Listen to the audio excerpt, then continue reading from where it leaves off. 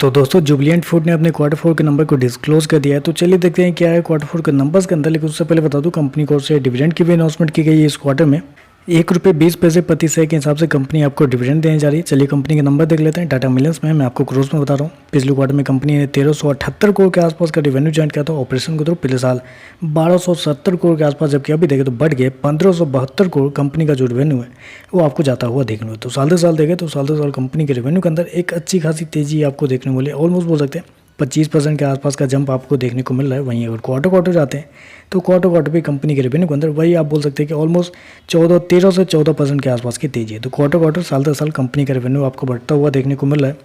मैं बता दूं कंपनी शो कितना किया है 1572 करोड़ के आसपास, जबकि मार्केट का अनुमान भी था कि इस क्वार्टर में कंपनी का जो रेवेन्यू होगा वो 1350 करोड़ के आसपास था। तो आप कह सकते हैं मार्केट के अनुमान से अभी भी देखें तो कंपनी का रेवेन्यू बहुत ज़्यादा अच्छा देखने को मिल रहा है। खर्चे की बात कर लेते हैं तो देखिए पिछले क्वार्टर में 1311 करोड़ खर्च किए थे। पिछले साल 1205 करोड़। अभी देखें तो कंपनी खर्चे 1545 करोड़ के आसपास आपको देखने को मिले। तो कंपनी के खर्चे देखें तो बहुत ज़्यादा इस क्वार्टर में देखने को मिल रहा है। और उसके पीछे सबसे बड़ा रीजन आप बोल सकते हैं कंपनी के अदर एक्सपेंस देखें 608 करोड़ खर्च किए हैं, जबकि पिछले साल मात्र 482 करोड़ के आसपास। तो यहाँ पे देखें तो ऑलमोस्ट 130 करोड़ के आसपास का डिफरेंस है इस क्वार्टर में, जिसकी वजह से कंपनी की जो एक्सपेंस है वो आपको बहुत ज़्यादा हाई आपको देखने को मिल रहा है। चलिए कंपनी का नेट प्रॉफिट क्या निकलता है वो देख लेते हैं। तो देखिए पिछले क्वार्टर की बात करें तो पिछले क्वार्टर में 65 करोड़ के आसपास का प्रॉफिट था। पिछले साल 28 करोड़ के आसपास, जबकि अभी देखें तो बढ़ गए 208 करोड़ कंपनी का जो प्रॉफिट है वो आपको देखने को। तो आप कहेंगे कि ऐसे कैसे हो गया, जब एक्सपेंस ज़्यादा है तो कंपनी का प्रॉफिट कैसे बढ़ सकता है। बिल्कुल नहीं बढ़ना चाहिए था। इस क्वार्टर में क्या हुआ है, कंपनी के जो एक्सेप्शनल आइटम है जिसकी वजह से कंपनी का प्रॉफिट आपको बढ़ता हुआ देखने को मिला। 170 करोड़ रुपए का कंपनी को एक्सेप्शनल आइटम में फ़ायदा हुआ है, जिसकी वजह से कंपनी का प्रॉफिट आपको बढ़ता हुआ देखने को मिला। क्योंकि एक्सेप्शनल आइटम हटा के कंपनी का ऑपरेटिंग प्रॉफिट देखते हैं आप तो पिछले क्वार्टर में 70 करोड़ के आसपास का प्रॉफिट था। पिछले साल 84 करोड़ के आसपास। अभी देखें तो गिर के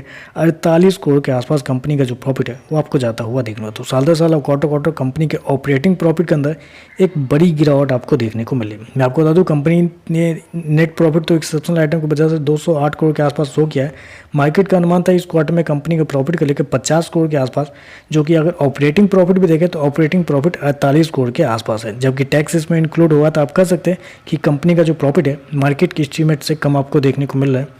ईपीएस की बात कर लेते हैं तो देखिए पिछले क्वार्टर में कंपनी का ईपीएस 1 रुपये के आसपास था। पिछले साल देखें तो 43 पैसे। अभी देखें तो 3 रुपये 15 पैसे के आसपास है। तो बेसिकली आपको पता ही कि ईपीएस जो है नेट प्रॉफिट के ऊपर कैलकुलेट किया जाता है। नेट प्रॉफिट के अंदर एक्सेप्शनल आइटम भी इंक्लूड हो जाता है।